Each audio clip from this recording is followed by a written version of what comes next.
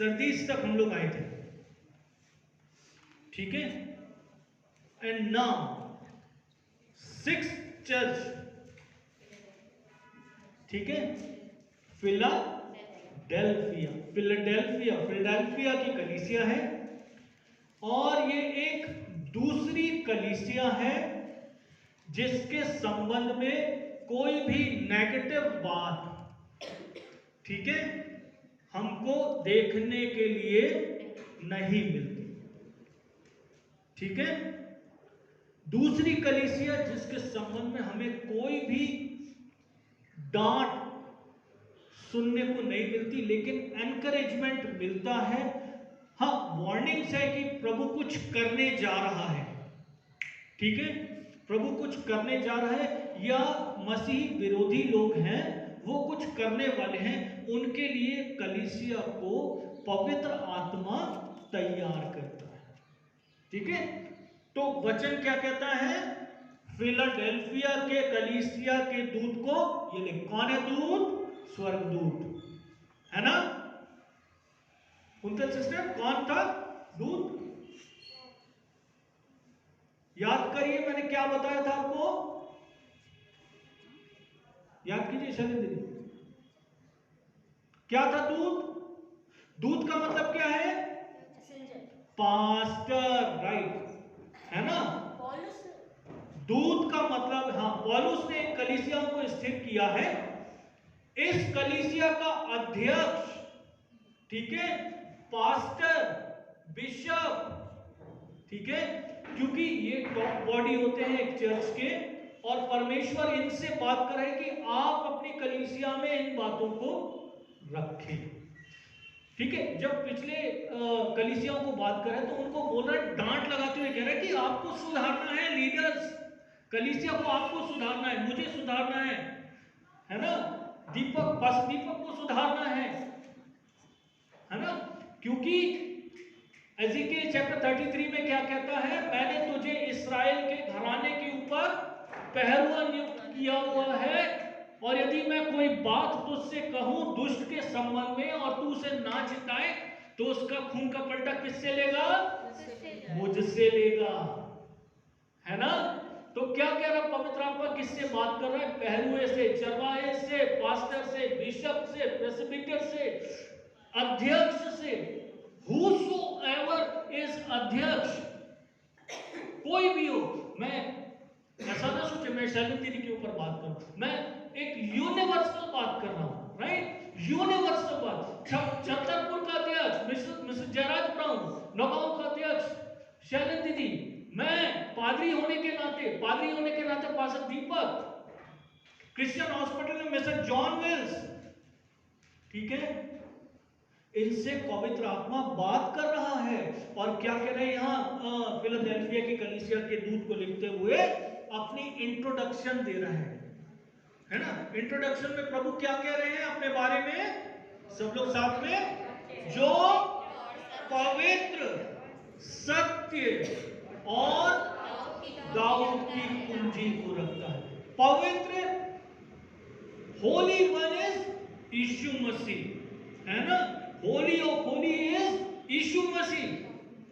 यीशु मसीह अपने बारे में कह रहा है सॉरी, जो पवित्र है ना, वचन कह रहा जो पवित्र है ना, जो सत्य है, एकमात्र सत्य इस संपूर्ण भूमंडल में यीशु मसीह, ठीक है।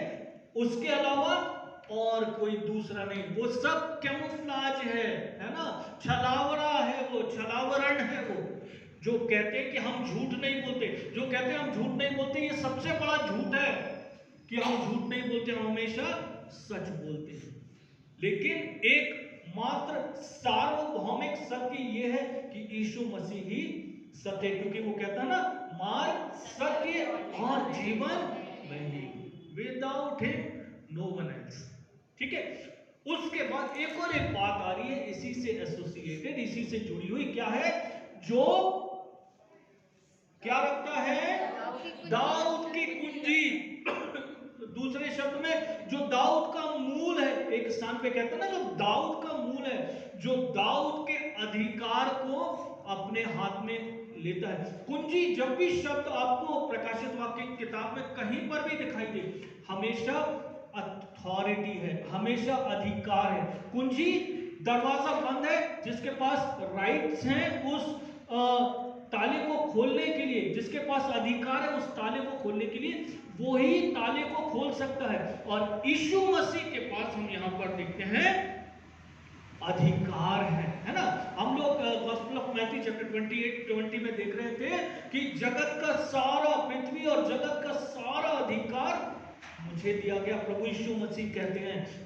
इसलिए यहां पर उसी चीज को जोड़ते हुए परमेश्वर का वचन कह रहा है कि जो दाऊद के अधिकार को रखता है, क्योंकि दाऊद राजा है, प्रभु यीशु मसीह कहीं ना कहीं अपने आप को राजा के उसमें लेके आ रहे हैं।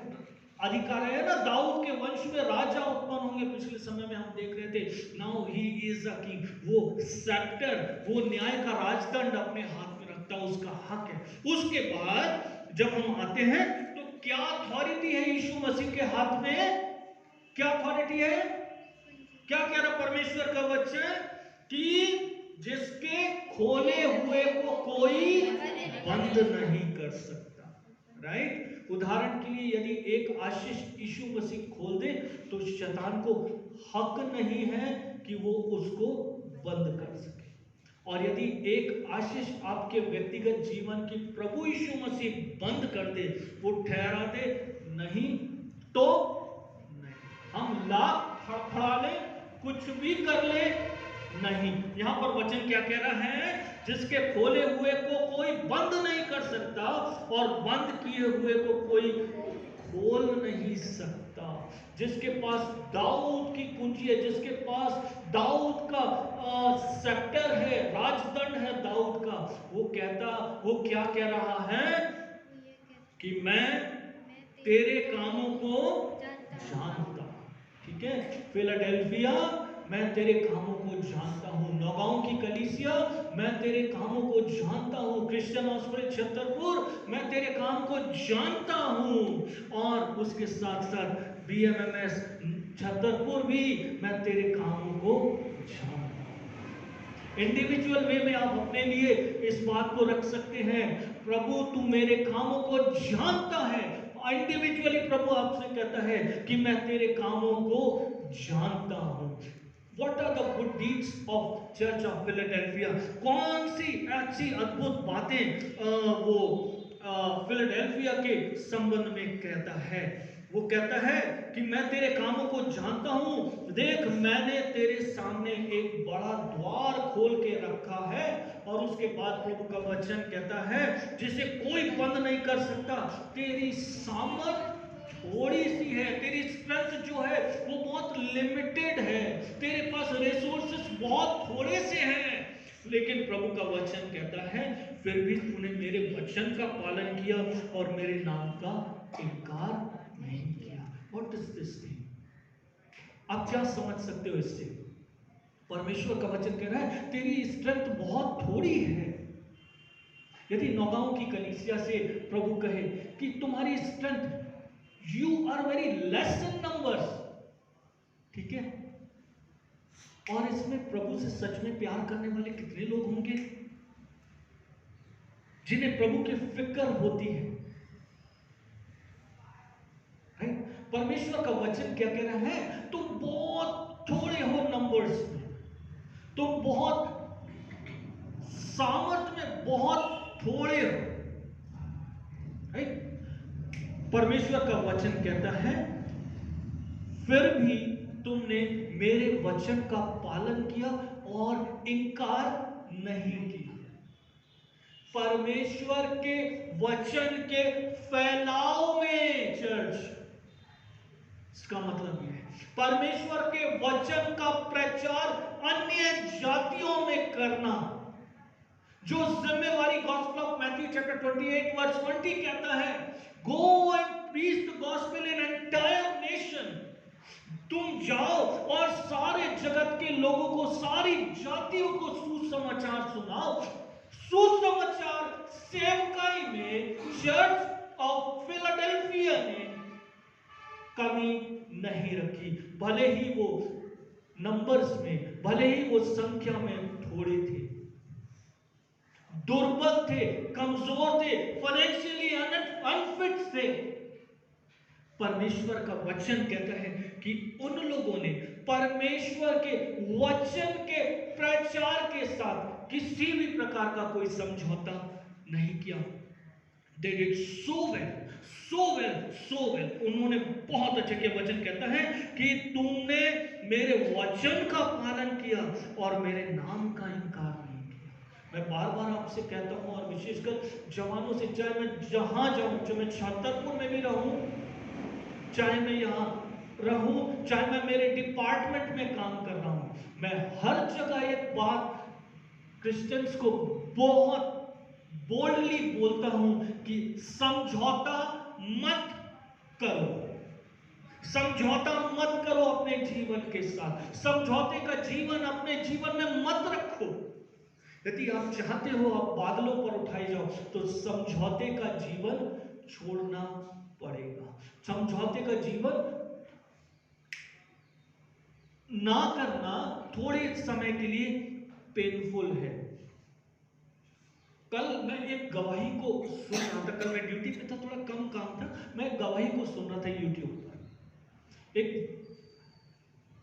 वो तो उसमें एक कमेंट आया था कि एक कोई जवान लड़की है, कोई कॉलेज गर्ल है, कोई स्कूल की एक लड़की है, उसने कहा कि जब मैं इस तरीके से परमेश्वर के वचन के साथ लोगों के साथ, लड़के लड़कियों के साथ बात करती हूँ तो लोग मुझ पे हंसते हैं।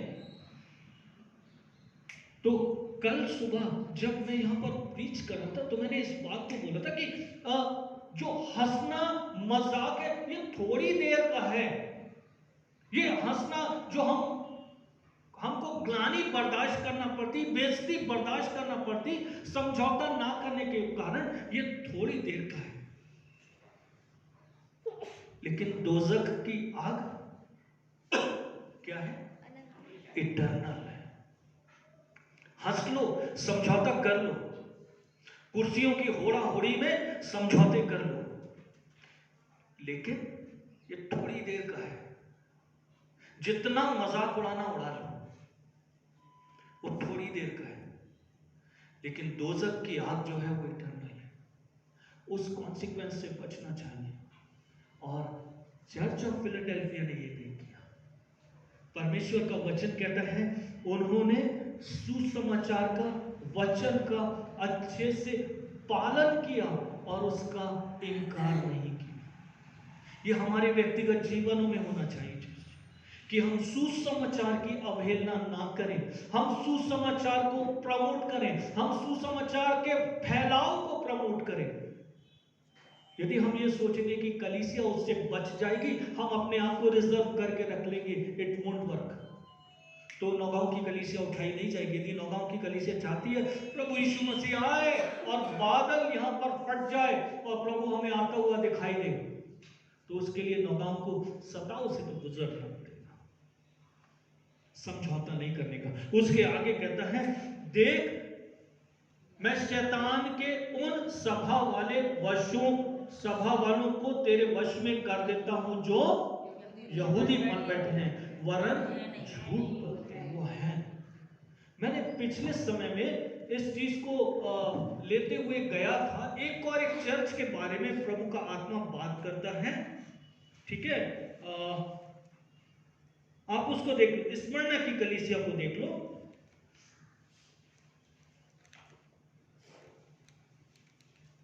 वचन 9, ठीक है, दूसरा अध्याय का 9वां वचन।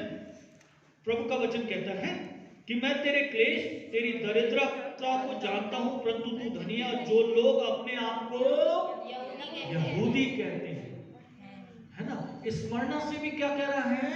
जो फेक अपने आप को यहूदी कहते हैं। और जब फिलडेल्फिया से बातचीत कर रहा है प्रभु का आत्मा, तो प्रभु का आत्मा क्या कहता है? देख मैं शैतान के उन सभा वाले वशों को तेरे वश में कर देता हूं जो यहूदी बन बैठे हैं पर नहीं है वरन झूठ बोलते हैं। इसका मतलब क्या है? एक सच्चा यहूदी जिसने भविष्यद्वक्ताओं की पुस्तकों को अच्छे से पढ़ा है, जिससे मूसा की 5 ग्रंथ पेंटाटॉक्स अच्छे से लर्न हैं, वो यीशु मसीह का इनकार नहीं कर सकता। राइट? परमेश्वर का वचन यहां पर क्या कह रहे हैं? जो यहूदी है नहीं, पिछली बार जो इस चीज को मैंने आपको बोला था, ये फेक क्रिश्चियनिटी की तरह है। ईसाई तो हैं लेकिन ऐसे ही हैं। ईसाई हैं, है ना? ईसाई हैं लेकिन वो क्या है? ऐसे ही। इसीलिए परमेश्वर का भवन 2 जनवरी 2022 को खाली है।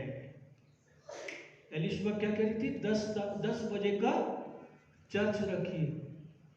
It was empty. 10 बजे। समझ रहे हैं?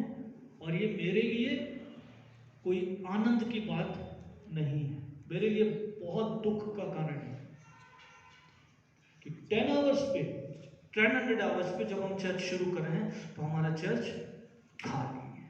तो ये क्या है? Fake Christianity. हमें प्रभु की कोई फिक्र नहीं है। हम समय और कालों के आधार पे प्रभु को बदल रहे हैं। हमें रजाई में घुसना पसंद है, चलो 11 बजे, चलो 10 बजे, लेकिन प्रभु वेट कर रहा है और प्रभु को वेट नहीं कर रहा है। यहूदी लोगों ने क्या किया? मैं थोड़ा सा अलग चला गया। यहूदी लोगों ने क्या किया? सुसमाचार प्रचार को रोका। राइट? शैतान का फंक्शन क्या है? सुसमाचार प्रचार को रोकना। बंद कर दूं?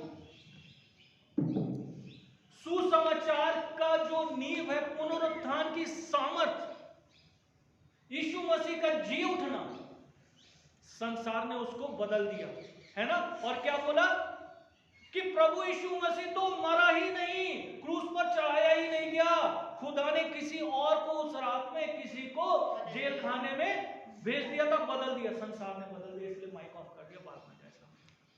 समझ रहे हैं? शैतान ने क्या किया?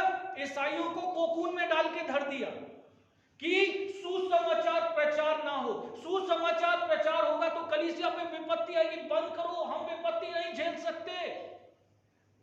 लेकिन परमेश्वर का वचन उनके बारे में क्या कह रहे हैं? यहां पर प्रभु का वचन कहता है, देख, शैतान के सभा वालों को मैं तेरे वश में करता हूं, जो यहूदी बन बैठे हैं पर है नहीं, वरन झूठ। एक सच्चा यहूदी हमें किस में दिखाई देता है? हमें दिखाई देता है निकोदेमुस के अंदर।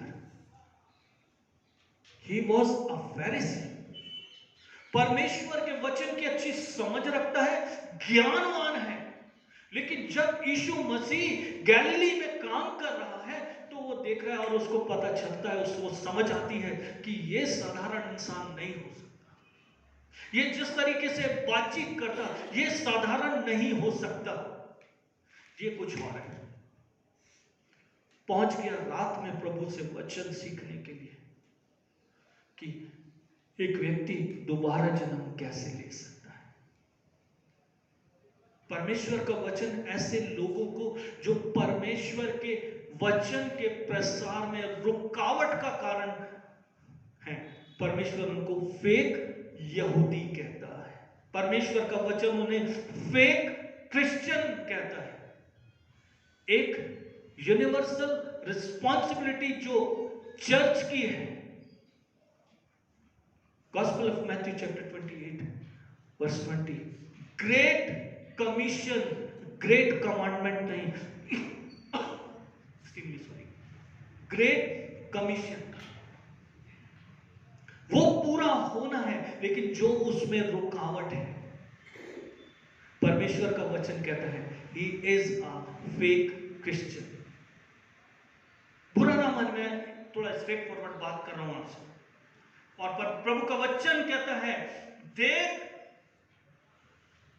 मैं ऐसा करूंगा कि वे आकर तेरे पैरों पर गिरेंगे और ये जान लेंगे कि मैंने तुझसे प्रेम रखा।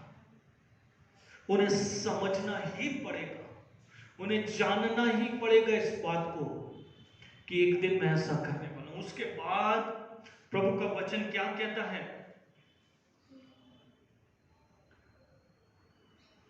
मैं ऐसा करूंगा कि वे आकर तेरे पैरों पर गिरेंगे और वे जान लेंगे कि मैंने तुझसे प्रेम रखा। What is this language? What is this language? ये क्या है भाषा कि मैंने तुझसे, ये कलीसिया जो प्रभु की दुल्हन है और हमारा दूल्हा यीशु मसीह, उसके प्रेम का, पति पत्नी के प्रेम की तरह ये शब्दावली परमेश्वर का वचन यहां पर इस्तेमाल करता है।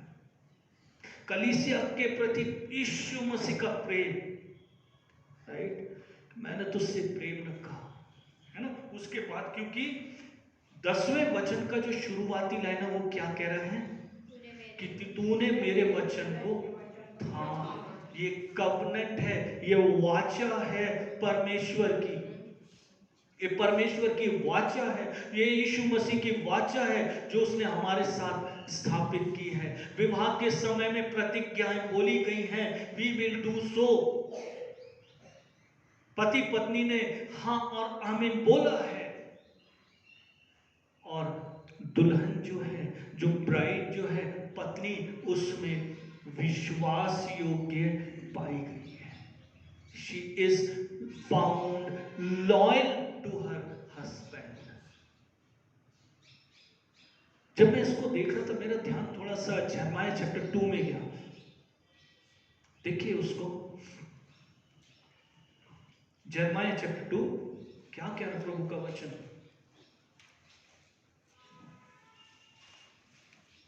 यहोवा का वचन मेरे पास पहुंचा, जा और यरूशलेम में पुकार कर ये सुना दे, यहोवा ये कहता है, तेरी जवानी का स्नेह और तेरे विवाह का समय का प्रेम मुझे स्मरण आता है कि तू कैसे जंगल में मेरे पीछे पीछे चली, जहां भूमि ज्योति बोई गई ना थी। विल्डरनेस का समय, कवनेंट बांधे जाने का समय, जब इस्राएली कौम प्रभु के साथ विश्वास योग्य पाई गई। और सिमिलर लैंग्वेज हम फिलडेल्फिया की चर्च के समय संबंध में देखते हैं कि प्रभु का वचन कहता है कि मैंने तुझसे प्रेम रखा है, तूने मेरे धीरज के वचन को थामा है। वो कवनेंट, वो वाचा जो दूल्हे के साथ स्थापित की गई थी, you have found very faithful to me, you found very faithful to me, तू बहुत विश्वास योग्य पाई गई है मेरे सामने, क्योंकि तूने वाचा को थाम कर रखा, तूने वचन को थाम कर रखा हुआ है। आगे आते हैं जल्दी से। इसलिए मैं भी तुझे परीक्षा के समय बचा कर रखूंगा, जो पृथ्वी पर रहने वालों के परखने के लिए समय पर आने वाला है। जब दुल्हन, जब पत्नी विश्वास योग्य पाई गई है, दूल्हे की, पति की जिम्मेवारी बनती है कि वो उस पर अपनी छाया करे। हर प्रकार की सुरक्षा, हर प्रकार की नीड की फुलफिलमेंट पति के हाथ में है कि वो दुल्हन का वैसे रख रखाव, पालन पोषण करे। नाउ दूल्हा speak, what does he speaks here? वो कहता है कि मैं भी तुझे परीक्षा के समय, उस समय बचा रखूंगा जो पृथ्वी पर रहने वालों के परखने के लिए संसार में आने। ट्रिबुलेशन के बारे में बात करता है, बड़े सताव के बारे में बात करता है जो अंत के समय में आने वाला है। लेकिन प्रभु का वचन यहां पर क्या कह रहा है? मैं भी तुम्हें उस परीक्षा के समय मैं थामे रहूंगा, क्योंकि तुमने मेरी वाचा को, तुमने मेरे वचन को बड़े अच्छे से थामा हुआ है। एंड फाइनली दूल्हा reminds to his bride, what does he reminds? Right, दूल्हा आने वाला है दुल्हन को लेने के लिए। आपको मालूम है ये यहूदी विवाह से मिलती जुलती बात है। दूल्हा एंगेजमेंट किया, एंगेजमेंट करने के बाद वापस अपने घर गया। अब दूल्हे को अपनी दुल्हन के लिए एक सेपरेट हाउस बनाना है। माता पिता के घर के से अलग एक अपना घर, कि वो ये अपने बाप से कह सके नाउ आई स्टैंड्स, अब मैं इस योग्य हूं कि मैं अपनी दुल्हन को लेने के लिए जाता हूं। इसका मतलब वही है जो gospel of John chapter 14 verse 1 में आप देखते हो कि तुम्हारा मन व्याकुल ना हो, जैसे तुम प्रभु पर विश्वास रखते हो, परमेश्वर पर विश्वास रखते हो, वैसे मुझ पर भी विश्वास रखो। मेरे पिता के घर में बहुत से रहने के स्थान है, यदि ना होते तो मैं तुमसे कह देता कि मैं तुम्हारे लिए जगह तैयार करने को जाता हूं। दुल्हन के लिए घर बनाने को गया हुआ है, अभी घर बन रहा है, अभी पूरा नहीं हुआ है। जिस दिन वो कंस्ट्रक्शन ओवर होगा उसमें सारा फैसिलिटी दूल्हा प्लांट कर देगा। बाप से जाके बोलेगा, daddy everything is ready, now shall we go to bring our bride. आओ चले, हम ब्राइड को लेकर आएंगे। किससे कह रहा है यहां पर? जब आप रेवलेशन चैप्टर 3 वर्स 11 में देख रहे हो, मैं शीघ्र ही आने वाला हूं। दुल्हन से कह रहा है, कलीसिया से कह रहा है, फिलडेल्फिया से, नोगाल सिटी चर्च से। ही स्पीक्स, मैं आ रहा हूं, मैंने घर बनाकर रखा हुआ है। Now it is the time to pick you, तेरे को लेने आ रहा हूं दुल्हन। बी प्रिपेयर्ड, तैयार हो जाएं, चर्च तैयार हो जाएं। प्रभु का वचन कहता है तैयार हो जाएं, किस बात के लिए? यीशु मसीह के साथ बादलों पर उठाए जाने के लिए। प्रभु का वचन यहां पर कहता है कि मैं शीघ्र ही आने वाला हूं, जो कुछ तेरे पास है उसे थामे रहे कि कोई तेरा मुकुट छीन ना ले। मेरे आने तक मेरे लिए पवित्र ठहरी रहना, है ना। होशे की किताब में हम देख रहे थे ना, पिछले समय में काफी दिन पहले मैंने देखा था उसको। देखिए होशे की किताब निकाले जल्दी से, फिर हम लोग जल्दी से समाप्ति की ओर जाएंगे। होशे नबी की किताब, होशे योएल आमोस ओबद्याह योना मीका नहूम हबक्कुक सफन्याह हग्गाय ज़करयाह मलाकी, है ना।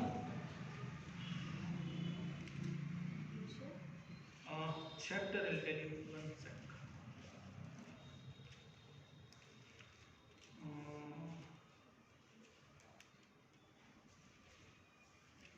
हाँ, 3rd चैप्टर, ठीक है, सेकंड वर्स ऑनवर्ड्स। तब मैंने एक स्त्री को चांदी के 15 टुकड़े और 1.5 में जौ देकर मोल लिया।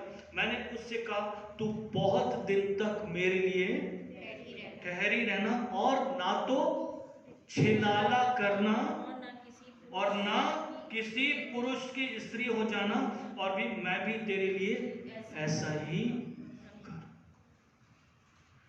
हमारे जीवन में कोई ऐसा काम ना हो जो छिनाले, जो व्यभिचार, जो प्रोस्टिट्यूशन की माफिक हो, क्योंकि वो बात मुझसे क्या करेगी? मेरे मुकुट को छीन लेगी। मुझे परमेश्वर के लिए यीशु मसीह के दूसरे आगमन तक अपने आप को पवित्र रखना है। मैं बार बार कहता हूं, एक बात मुझे परमेश्वर के सिंहासन के सामने खड़ा कर सकती है, और वो सिर्फ ये है कि मेरे जीवन की व्यक्तिगत पवित्रता। बार बार मैं कहता हूं, और आज भी कह रहा हूं, परमेश्वर का वचन, क्योंकि यहां पर मुझसे और आपसे क्या कह रहा है? परमेश्वर का वचन कहता है, जो कुछ तेरे पास है उसे थामे रहे, होल्ड इट टाइटली। वो हाथ से रिलीज ना हो जाए, वो छूट ना जाए हाथ से। यदि वो हाथ से छूट गया तो मुकुट क्या हो जाएगा? अच्छी दौड़ दौड़ रहे हैं। पौलुस क्या कहता? तुम अच्छी दौड़ दौड़ रहे थे, तुम्हें किसने बहका दिया? किसने बहका दिया तुम्हें? है ना, अच्छी दौड़ दौड़ रहे हैं। पौलुस कहता है कि तुम ऐसा दौड़ो कि मुकुट को हासिल करो, तुम इनाम पाओ। ऐसा दौड़ो, ऐसा ना हो कि किसी गलती के कारण हमने ट्रैक फाउल कर दिया है और हमें रेफरी आकर बोले भैया आपने ट्रैक फाउल कर दिया, प्लीज आप रेस से बाहर आ जाओ। साल भर दौड़े हैं, मेहनत किया है, पसीना बहाया है, और आज जब रिजल्ट का दिन आया है तो ऐसा ना हो कि रेफरी आए और बोले वो थोड़ा सा चूना का जो डस्ट है वो उड़ा था और उससे ये प्रतीत होता है कि आपने ट्रैक फाउल कर दिया। ठीक है, अच्छा 99 के स्कोर पर खेल रहे हैं तो सेंचुरी बनाने के लिए 1 रन के लिए बड़ा स्ट्रगल करना पड़ता। अभी अभी तो धाड़ धाड़ धाड़ धाड़ धाड़ धाड़ वाला क्रिकेट होता है, लेकिन पहले जब वनडे क्रिकेट होता था तो हम देखते थे, हम लोग सचिन तेंदुलकर के ऊपर बहुत गुस्सा करते थे, क्योंकि जब वो 90 के पार आता था, 95 के आसपास आता था, तो वो बहुत स्लो खेलता था और उसके कारण उसके 3-4 ओवर वो वेस्ट कर देता था और उसके जो इंडिया का जो टोटल है उस पर काफी असर पड़ जाता। लेकिन सचिन तेंदुलकर को मालूम था कि मैं बड़ा मेहनत करके इस 95 के स्कोर पे आया हूं, यदि लापरवाही से खेला तो सेंचुरी नहीं कर पाऊंगा। एक बार राहुल द्रविड़ ने डिक्लेयर कर दिया, वो बहुत गुस्सा हो गया। राहुल द्रविड़ को पता नहीं था, उस वक्त कैप्टन था, गुस्सा हो गया। सचिन तेंदुलकर समझ रहे हैं बात को? कोई बात हमारे जीवन में ऐसी ना आ जाए कि जब हम 95 के स्कोर पर खेल रहे हैं, 99 के स्कोर पर भी आ गए हैं, कोई हल्का सा कट लगे और स्लिप पर जाकर कोई कैच ले ले, या विकेट कीपर के हाथ में हमारा कॉट बिहाइंड हो जाए, या हम एलबीडब्ल्यू हो जाए, जोश में आकर फ्रंट फुट पे आ जाए और आगे बढ़कर 6 मारने की कोशिश करें, पता चला कैच लग गई और कॉट बिहाइंड। क्रिकेटिंग लैंग्वेज में बात कर रहा हूं, शायद समझ में आ जाए। परमेश्वर का वचन हमसे इस बात को कहता है, मैं शीघ्र आने वाला हूं, जो कुछ तेरे पास है उसे थामे रह कि कोई तेरा मुकुट ना छीन ले। जो जय पाएगा उसे मैं परमेश्वर के मंदिर में एक खंभा बनाऊंगा और वो फिर कभी बाहर ना निकलेगा, और मैं अपने परमेश्वर का नाम, अपने परमेश्वर के नगर अर्थात नए यरूशलेम का नाम, जो मेरे परमेश्वर के पास से स्वर्ग पर से उतरने वाला है, और अपना नया नाम उस पर लिखूंगा। जिसके कान हो वो सुन ले कि आत्मा कलीसिया से क्या कहता है। मुकुट पाना है, नया नाम मिलना है परमेश्वर की ओर से। कुछ ऐसा ना हो जाए हमारे जीवन में कि इससे हम वंचित हो जाए। आइए हम लोग प्रार्थना में जाएंगे। रिक्वेस्ट करूंगा शैलेंद्र दीदी को प्रार्थना में हमारी अगुवाई करेंगे।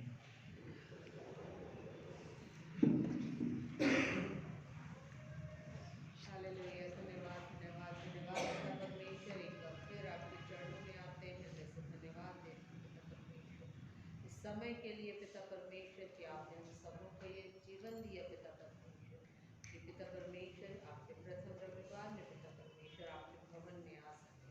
पिता से धन्यवाद।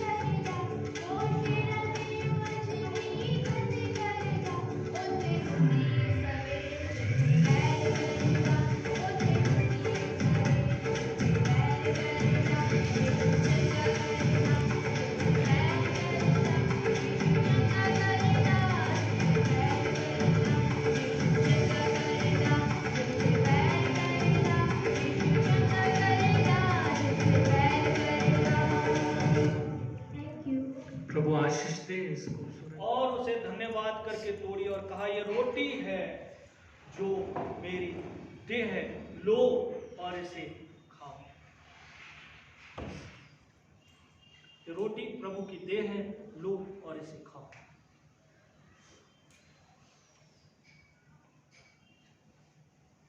ये रोटी जो प्रभु की देह है, लो और इसे खाओ।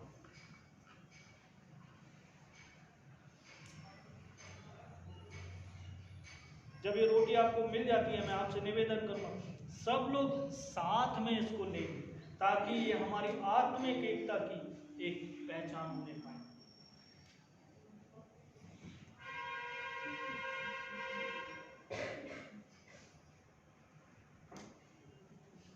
रोटी प्रभु की देह, रोटी प्रभु की देह, रोटी प्रभु की देह। आइए हम सब एक साथ इसको लें। रोटी प्रभु की देह है जो तुम्हारे लिए तोड़ी जाती है। ब्यारी के पीछे उसने कटोरा भी लिया और कहा, ये कटोरा मेरे लहू में नई वाचा है, लो और इसे पियो।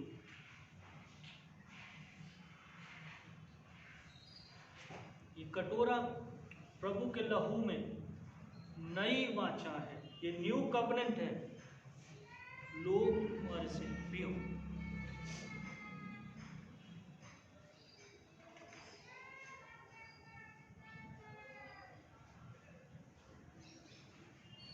ये कटोरा प्रभु के लहू में नई वाचा है, लो और इसे पियो।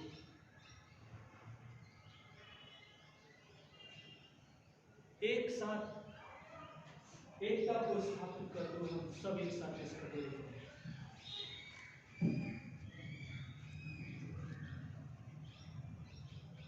सर्वशक्तिमान परमेश्वर यहोवा, तेरा धन्यवाद इस वाचा के स्थापन के लिए। आज तेरे लोगों ने जब इसको पूरा किया है, इसको स्मरण करते हुए इसमें संभागी हुए प्रभु, कि हमारी आत्मिक उन्नति का कारण होने पाए। हमेशा हम तेरी मृत्यु को स्मरण करें कि क्या बलिदान क्रूस पर हमारे पापों के लिए दे दी गई। तेरे अति पवित्र और सामर्थी नाम में आमीन। शांति से जाए। प्रभु आप सबके साथ।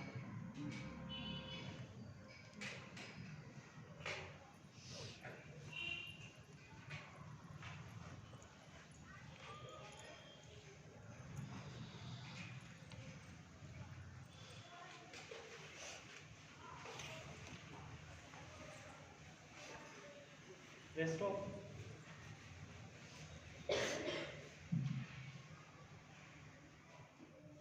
जो मेरी देह है तुम्हारे लिए तोड़ी जाती है, लो और इसे खाओ। ये रोटी प्रभु की देह है जो तुम्हारे लिए तोड़ी जाती है।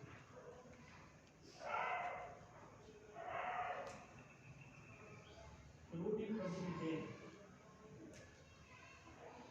रोटी प्रभु की देह, रोटी प्रभु की देह।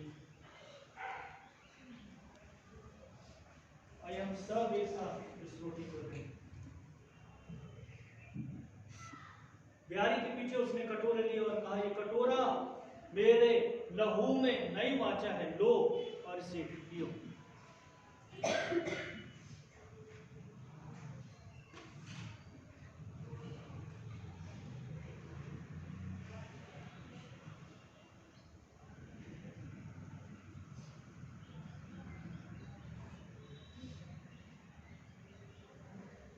आइए अपने आप से एकता को स्थापित करते हुए हम प्रभु यीशु मसीह की आज्ञा को पूरा करते हुए इस वाचा में संभागी हों एक साथ।